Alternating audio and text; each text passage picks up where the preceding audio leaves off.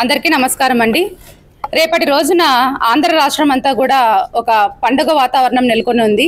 ఎందుకు అంటే పేదలకు అన్నం పెట్టేటువంటి అన్న క్యాంటీన్లను గతంలో 5 సంవత్సరాలు జగన్ ప్రభుత్వంలో వైసీపీ ప్రభుత్వంలో దానిని దుర్మార్గంగా జగన్మోహన్ రెడ్డి పేదలకు అన్నం కడుపు నిండా పెట్టేటువంటి అన్న క్యాంటీన్లని ఆయన వాటిని మూసివేయడం జరిగింది.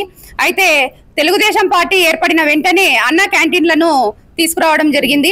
రేపు 15వ తేదీన స్వాతంత్ర దినోత్సవ వేడుకలు జరుపుకొని వెంటనే అన్న క్యాంటీన్లను ఏర్పాటు చేయాలని చెప్పి రాష్ట్ర వ్యాప్తంగా 100 అన్న క్యాంటీన్లను ఏర్పాటు చేస్తున్నారు. అలాగే అనంతపురంలో దగ్గుపాటి ప్రసాద్ గారి ఆధ్వర్యంలో 2 అన్న క్యాంటీన్లను ఏర్పాటు చేయడం జరిగింది. రేపు వాటి ప్రారంభానికి కూడా సిద్ధమయ్యాయి. అయితే ఎర్రగొండపాలెం వైసీపీకి చెందినటువంటి ఎమ్మెల్యే గతంలో ఒక మాట మాట్లాడడం జరిగింది. 5 రూపాయలు భిక్షగాళ్లకు పెట్టే అన్న క్యాంటీన్లు ఏమి గొప్ప, వాటిని పెద్ద గొప్పగా చెప్పుకుంటున్నారు అని. ఈ వైసీపీ నాయకులకి దుర్మార్గంగా పాలన చేయడము, ప్రజల నుంచి దోచుకోవడమే గాని పొట్ట నిండా అన్నం పెట్టే ఆలోచన ఎవరికీ లేదు. అన్నం పరబ్రహ్మ స్వరూపం అన్నారు.